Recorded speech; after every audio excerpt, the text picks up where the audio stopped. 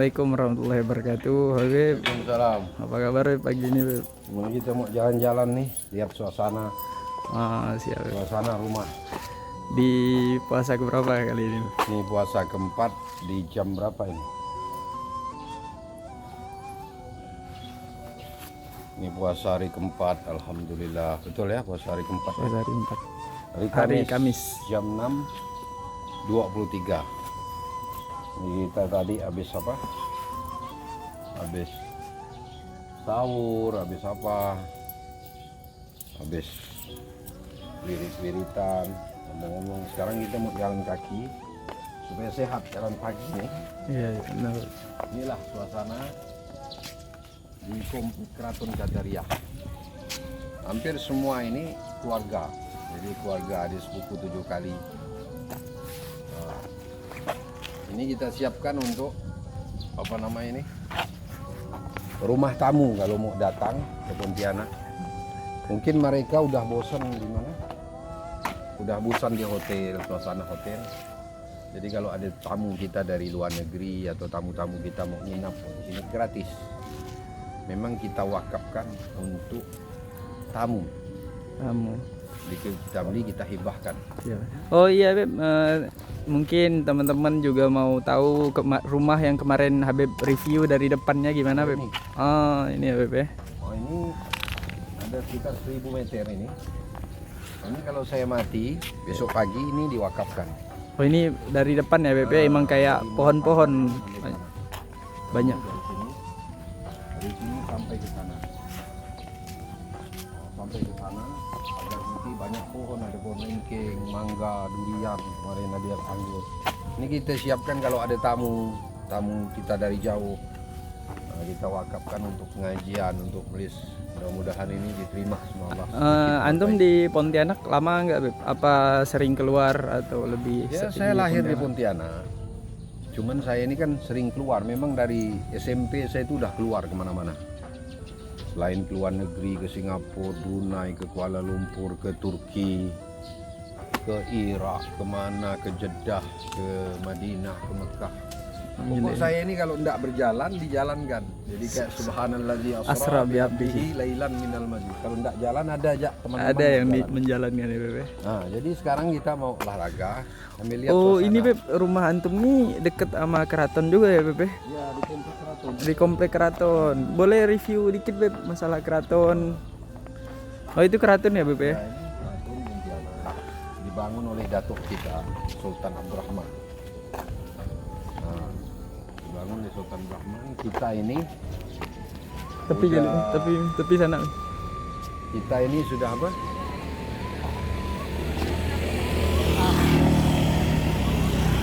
Sudah keturunan yang ke-7 dari Sultan Abdurrahman. Saya Syarif Ja'far, Syarif Ali, bin Syarif Abu Bakar, bin Syarif Abbas, bin Syarif Muhammad Zain, bin Sultan Qasim, bin Sultan Rahman. Jadi udah ke-7. Masya Allah. Nah, ini pendirinya ini udah kita keturunan ke-7.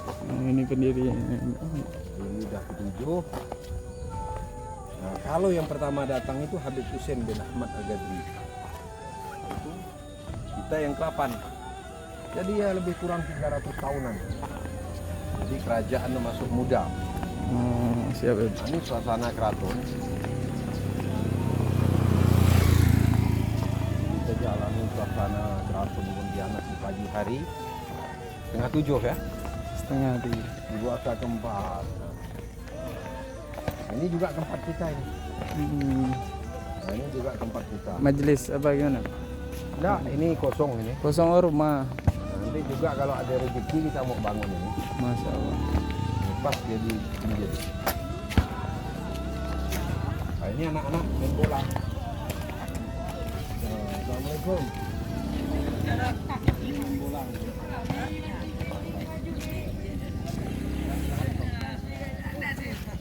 Ini suasana keraton.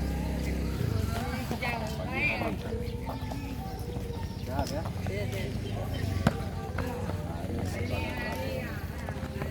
Sinilah pusatnya pemerintahan sekarang, ya kan?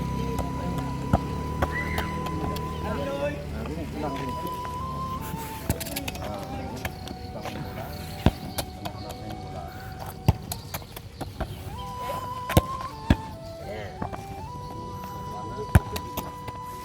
suasana keraton. Sekarang kita mau apa? Ke Masjid Jami'nya. Jadi keraton, Masjid Jami, terus perkuburan Sultan di Batu Layang. Jadi satu arah. Subhanallah. Jadi Sultan bangun ini keraton, masjid, perkuburannya di sana. Oh, Di Batu Layang namanya. Jadi satu arah. Subhanallah. Nah, banyak lah. Jadi di pagi ini Beb, kita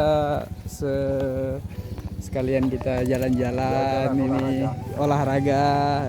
Pagi ini enaknya kita membahas masalah apa ya Beb? Jadi rumah kita ini di pertengahan. Jadi pas pertengahan nih. Jadi dari keraton, rumah kita sebelah kanan, sebelah kiri, pertengahan yang mobil merah itu. Gitu.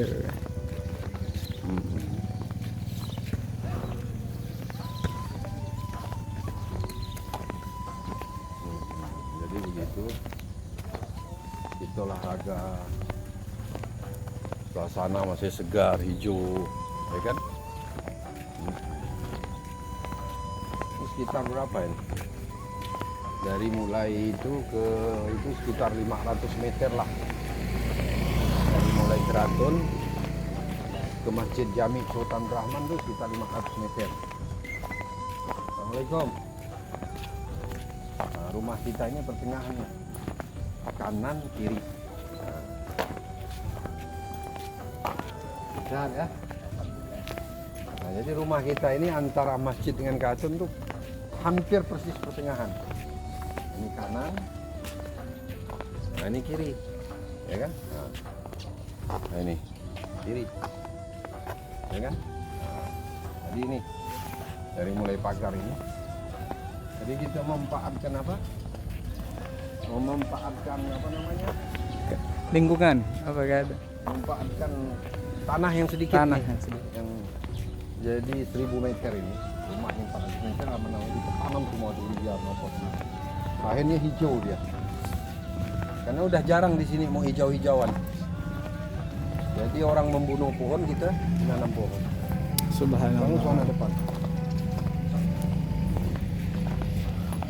Nah ini masuk sini pintu gerbang. Nanti ke pasar.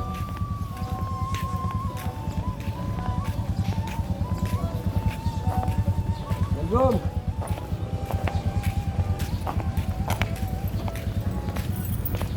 Nih, nah sehat. Baik, sehat baru datang ya. Nah ini kalau kita mau dari Gerbang keberapa nih? ini gerbang pertama, ambil dari sana. Nah ini, ya. Nah, ini kalau kita keluar dari keraton itu pasar ini di kanan, Oke. taman. Nah ini tamannya. Taman. Nah, ini mau ke masjid sekarang.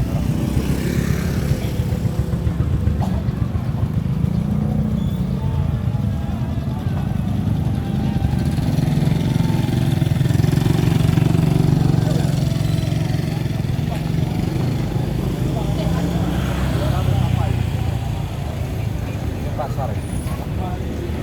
Assalamualaikum. Jalan.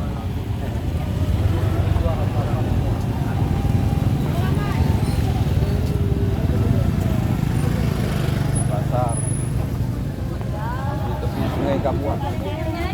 Ini pasar Loak ya Beb? Terus pagi aja. Pasar pagi ya. Nah ini dari zaman dulu udah ada begini. Nah, zaman dulu udah ada sampan itu. Oh, suara. Nah nih. Udah ada sampan nih. Lihat. Udah dari dulu begini. Dari zaman dulu.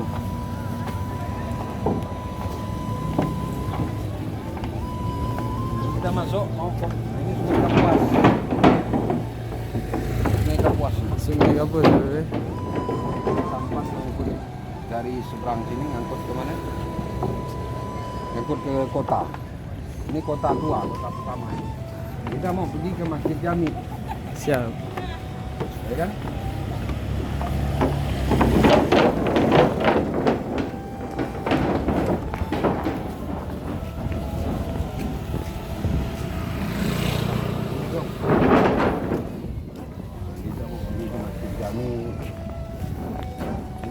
dibangun dari apa? Dibangun dari kayu ini. Kayu Beb. Kayu belian. Orang Pontianak Ini bilang. masjid tua ya Beb. Nah, masjid tua. Termasuk masjid tua di 300 Pontianak. tahunan. Masjid 300 tua tahunan. ini masjid Yang membangunnya Beb kalau boleh Sarif tahu? Sultan Abdurrahman bin Habib Husin Al-Gadri. Bin Jadi Habib Sultan pertama. Sultan pertama di Kita Pontianak. ini udah ke 7. Cucu yang ke-7. Tujuh keturunan Ini ke-7. semuanya kayu belian, kalau Banjarmasin bilang kayu ulin. Kalau orang Indonesia bilang kayu besi. Assalamualaikum. Ini Masjid Sultan.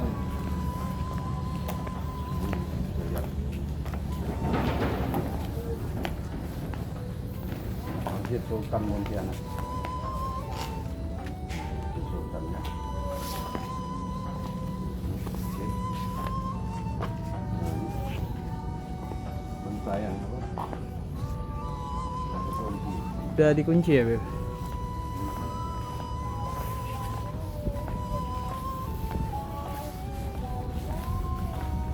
Nggak bisa masuk. Udah kunci. Dan ini udah habis waktu subuh, takut orang tidur. Nah ini Masjid Sarif Sultan Pontianak. Nah, Masjid Sarif Sultan Pontianak. Lihat ini. Astagfirullah. Nah, pendiri kota Pontianak Sarif Abdurrahman Al-Gadri, seorang keturun anak Al-Habib Husin. Penyebar agama Al-Habib Husin datang ke Kerajaan Matan tahun 1733. Al-Habib Husin menikah dengan putri Raja Matan, ini Kabupaten Ketapang. Sultan yang bernama Nyai Tuah Sri. Lahirlah Sultan Abdurrahman. Nah ini semua sejarah dia. Sultan Abdurrahman meninggal beliaunya ini. Abdurrahman sampai di Muara di sini, Sungai Kapuas dan Sungai Landak pada tanggal 23 Oktober 1771. Mereka membuka dan menepas hutan di dekat sini. Dulu hutan masih dijadikan daerah pemukiman baru. Abdurrahman mendirikan sebuah kerajaan di sini dan membangun masjid ini, istana untuk Sultan Pontianak tahun 1771 dari kayu. Sarif Abdurrahman meninggal pada tahun 1808. Berarti sekitaran udah berapa? 200 tahunan ya Beb? Lewat sudah 1808. Jadi sehingga beliau memerintah di sini. Zaman bernama ini. Habis itu dapat anak. Anaknya namanya Syarif Qasim, putranya. Diperintah Syarif Qasim. Saya dari Qasim, Ja'far bin Ali bin Abu Bakar bin Abbas bin Muhammad Sid bin Sultan Qasim. Setelah Sultan Qasim, adiknya Sultan Utsman memerintah. Nah, sekarang kita mau lihat Sungai Kapuas. Ini tanya. Gitu. Jadi Pontianak ini termasuk kota tua ya Beb? Salah satu kerajaan yang masih Enggak ada yang lebih tua bertahan. lagi dari sini. Sambas, Mempawah. cuman yang masih bertahan sampai sekarang salah satu Banyak, bisa dikatakan ada 7 Pontianak. kerajaan sini bertahan semua, termasuk di Kubu Al Idrus. Sebelah ibu saya di Kubu. Nah, itu ada kerajaan juga. Jadi ada 2 kerajaan Zuriyah Nabi, Habaib, satu Habib Idrus bin Abdurrahman Al Idrus di Kubu. Jadi kalau pakai itu sekitar 1 jam dari sini. Nah, terus yang keduanya Sarif Sultan Abdurrahman di Pontianak. Di sini ada lagi raja-raja Mempawah, Raja Sambas, Raja Ketapang, Raja Sukadana, banyak raja di sini. Cuman habaibnya di Pontianak, di kota, jadi kota Madia, yang Habib Idrus jadi kabupaten Kubu Raya. Subhanallah. Nah ini suasana di halaman. Nah coba kamu lihat ya, suasana halaman masjid.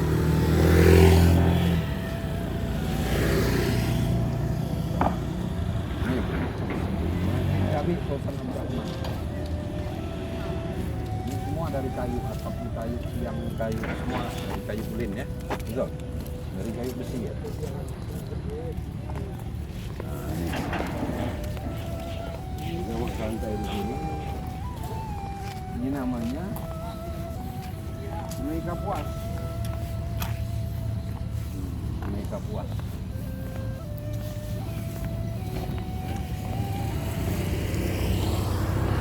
Oh, ini tepian Kapuas ini ya, Beb ya? Itu keratonnya tadi, lihat. Di sana keratonnya. Keraton. Jadi keraton, masjid, kuburannya di sana.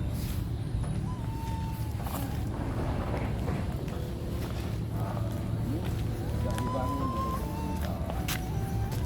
Ini keliling ini. Ini muara, di sana lautan lepas. Lautan besar di sana, pelabuhan. Ini kita di sini di pertokohan.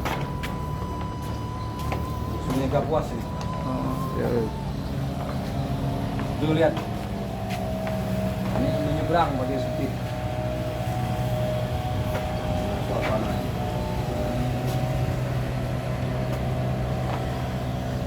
Itu jembatan Kapuas. Sekarang kita istirahat dulu. Kita istirahat di sini sambil santai-santai. Mungkin ada yang kita mau bicarakan apa? Oh, iya. Subhanallah ya, Pontianak masih asri lah. Asli.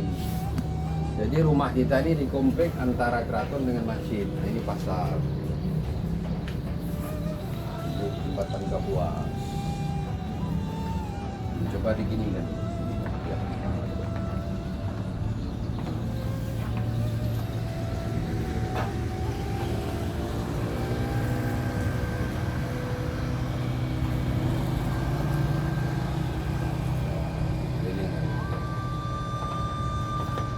Sekarang kita mau pagi-pagi ini ambil keberkahan. Jam berapa ini?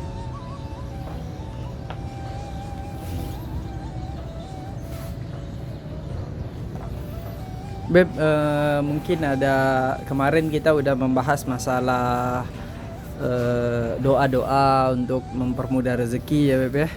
Mungkin ada di pagi ini ada doa-doa yang untuk khasiatnya bisa Doa kita bahas bab apa? dimanfaatkan untuk teman-teman. Kita bahas bab apa? Apa Kita tuh? bahas bab wanita hari ini. Wanita. Ya, Karena salam. ibu kita perempuan, istri kita perempuan, yang melahirkan anak kita laki-laki kan, yang melahirkan anak kita juga dari perempuan. Oh, ini lebih itu. Terus? Ya, jadi apa nih, Beb, masalah wanita ini? Mungkin ada. Bismillah wabillah walhamdulillah wa khairu asma'ilillah. Asyhadu an la ilaha illallah wahdahu la syarika lah. Wa asyhadu anna Muhammadan abduhu wa rasuluh. Allahumma shalli ala sayyidina Muhammad wa ala sayyidina Assalamu alayka ya Adam sifatillah. Assalamu alayka ya Nuhin nabiyullah. Assalamu alayka ya Ibrahim waliyullah. Ibrahim Khalilullah. Assalamu alayka ya Musa kalimullah. Assalamu alayka ya Jiddi Muhammad Habibullah.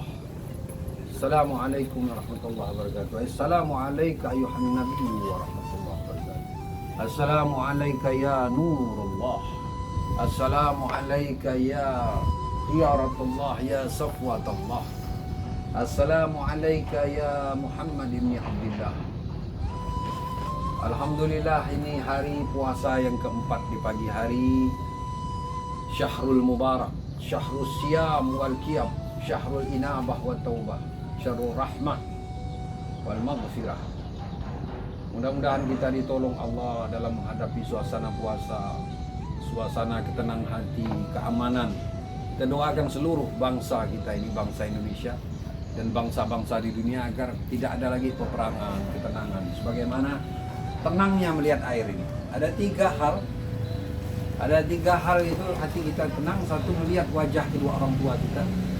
Kedua, melihat air mengalir. Nah, baik itu dari turun dari gunung. Ini kita melihat air, Masya Allah, Sungai Kapuas. Sekarang hari ini kita ngambil momen pembahasan tentang perempuan, wanita. Karena kita tidak terlepas, karena ibu kita juga wanita, yang melahirkan anak-anak kita juga wanita. Perempuan itu di sisi Allah derajatnya dalam amal ibadah sama laki-laki perempuan. Dan banyak wanita-wanita yang dimuliakan Allah, seperti Sayyidah Khadijah, istri Rasulullah, Sayyidah Aminah, Sayyidah Aisyah, ya kan? Seperti Sayyidah Aisyah,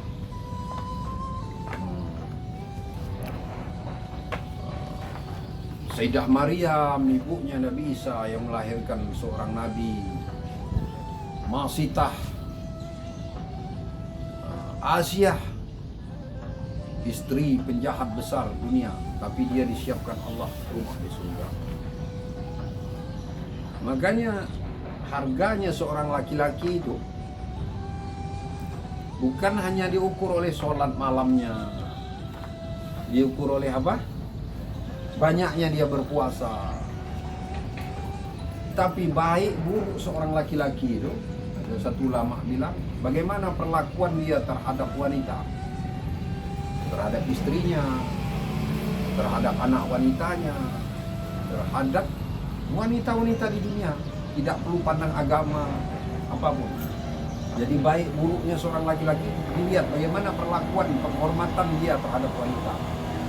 Dan Islam mengagungkan wanita itu, khususnya Nabi kita baginda Sallallahu Alaihi Wasallam itu menghormati para wanita. Dia kasih contoh sendiri anaknya Sayyidah Fatimah Zahra. Kalau setiap Sayyidah Fatimah datang, Rasulullah berdiri menyambut Sayyidah Fatimah, mencium tangannya. Malahan kita lihat orang Barat sekarang mempraktekkan ilmu-ilmu keislaman, kalau dia ketemu wanita dia cium tangannya. Walaupun di Islam itu bukan muhrim, tapi itu salah satu penghormatan. Karena wanita itu diibaratkan bunga mawar.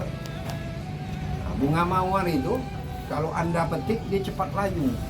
Jadi bunga mawar itu dia itu mempunyai khas sendiri bunga dan kelemah lembutan. Jadi wanita itu tidak boleh dikasarin, inti pukul apalagi, itu dilarang dalam Islam.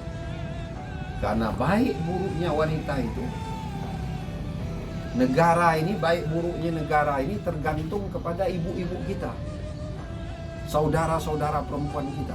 Maka kita jaga saudara perempuan kita, karena dia melahirkan zuriyah, melahirkan anak yang itu untuk generasi.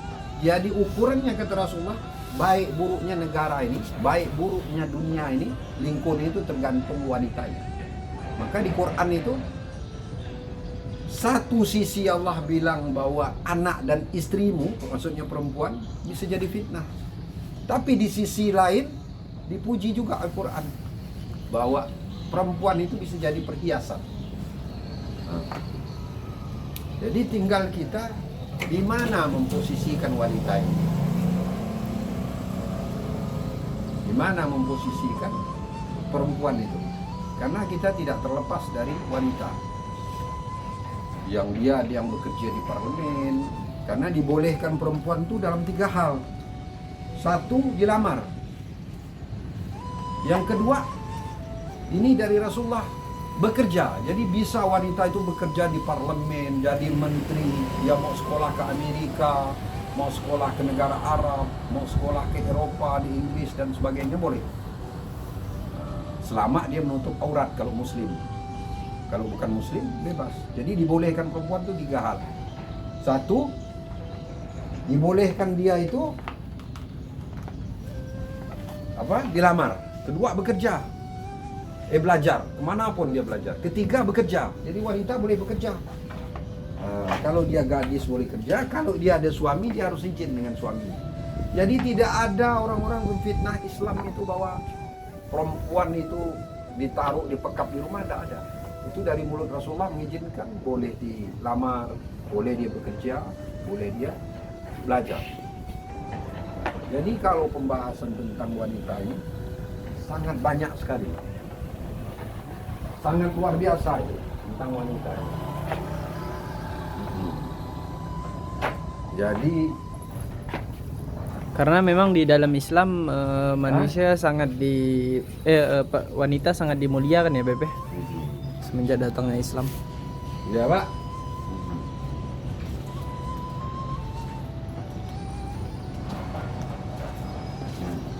Pak, nih. Ayo, dari mana? Doakan. Terus? Nah, masalah tadi Beb, masalah wanita. Memang semenjak datangnya Islam, wanita ini dimuliakan oleh Rasulullah SAW, dimuliakan oleh. Luar biasa. Dan salah satu berjuang itu, selain kita harus ada ilmu, ada uang, ketiga backing dalam itu perempuan. Backingnya Rasulullah berjuang itu Sayyidah Khadijah dan istri-istri yang lain. Sayyidah Khadijah itu menghabiskan hartanya membacking Rasulullah dalam perjuangan, dan perempuan Islam pertama dan melahirkan anak. Sehingga lahirlah Ibrahim Qasim. Salah satu dia melahirkan Sayyidah Khadijah, Sayyidah Fatimatul Zahra. Bayangkan, dari rahim. Dan rahim perempuan itu sangat diperlukan. Karena pendidikan anak itu 90% di rahim ibunya. Nanti kita akan bahas itu. Karena kita para laki hanya menanam, membenih. Per detik membenih itu. Tapi urusan 9 bulan 10 hari itu, pendidikan itu di rahim ibunya. Maka di rahim ini, wanita itu harus menjaga kehormatannya, kebersihan pakaiannya, kebersihan mulutnya, telinganya, kebersihan matanya kalau dia mengandung anak, kebersihan makanannya, kalau perlu dia jangan putus wudhu dalam keadaan hamil, bawa sholat tahajud, banyak baca Quran, banyak sedekah. Jadi pendidikan kita ini, anak laki-laki ini di rahim ibu kita itu 90% di dalam perut. Nah, kalau dia sukses di dalam perut ini, begitu anak dia lahir, anak itu bisa jadi seorang besar, bisa jadi presiden, bisa jadi ulama, bisa jadi engineer, bisa jadi yang ciptakan pesawat seperti Habibie dan sebagainya. Itu dari hasil ibu. Karena lain ibu, lain anaknya. Karena Nabi Yakub ditanya, wahai Yakub alaihissalam, kau ini seorang nabi, mengapa anak-anakmu berbunuh-bunuhan? Ya kan? Yakub dikasih logika yang kuat oleh Allah SWT. Dia jawab, ibunya lain. Jadi yang mau membunuh Yusuf itu ibunya lain. Jadi tergantung ibu. Tapi Yusuf sama Bunyamin, ibunya satu. Begitu juga Rasulullah dengan Abu Talib. Banyak saudara Rasulullah, 10 atau berapa. Tapi khusus Abdullah, Sayyidina Abdullah abah Rasulullah, dan abahnya Sayyidina Ali Abu Talib itu satu ibu. Lahirlah Sayyidina Abdullah dan Sayyidina Abu Talib. Itu luar biasa. Jadi dunia ini, kita ini yang berdiri di sini, yang berbicara atas izin Allah ini semuanya dari rahim perempuan. Maka hati-hati dalam mencari istri ataupun mencari menantu. Boleh kita mencari istri, mencari calon istri dari anak kita. Boleh ganteng, boleh kaya, boleh keturunannya baik, boleh pintar, boleh semua.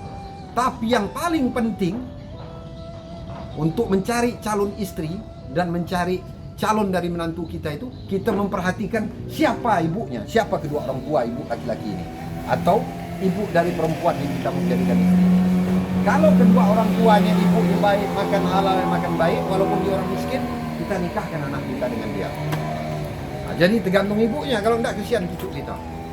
Saya rasa cukup, kita pulang sudah. Hari sudah menunjukkan jam berapa ini? Hah? Waktunya mungkin kita mau tidur. Oh, ini masjid ya Bebe, subhanallah. Dari jauhnya ini ya Bebe. Ya. Nah, ini dari jauh kau lihat suasana. Ini sudah, baru ini belum jam 7. Oh, masih pagi ya Bebe? Saya kira udah jam 9 pagi ini. Matahari sudah kencang ini di Pontianak nih. Garis Katulistiwa ya Bebe? Garis Katulistiwa. Nanti kita akan ziarah lagi nanti ke makam Sultan Abdurrahman. Insyaallah.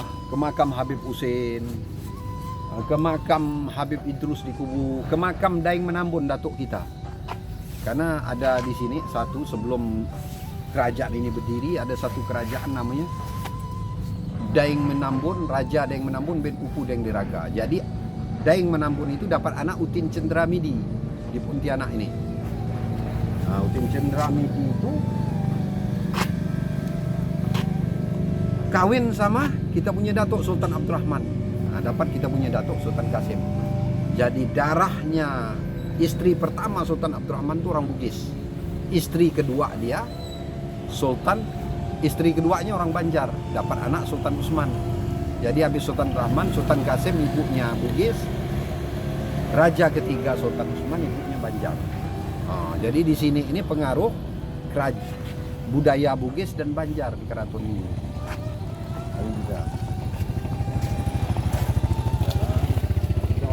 Terima kasih. Mudah-mudahan Ada pesan-pesan terakhir Beb buat Pesan-pesan penonton terakhir. kita, nasihat singkat. pesan untuk- kita terakhir, kita tidak boleh putus asa dengan rahmat Allah SWT. Apapun yang terjadi pada diri kita hari ini, detik ini, besok dan hari-hari selanjutnya, inilah yang terbaik menurut Allah SWT. Jadi kita tidak putus asa. Dan apa yang terjadi itu baik, tapi yang tidak terjadi itu lebih baik. Jadi kita tidak putus asa. Walafu minkum, insyaallah. Wassalamualaikum warahmatullahi wabarakatuh.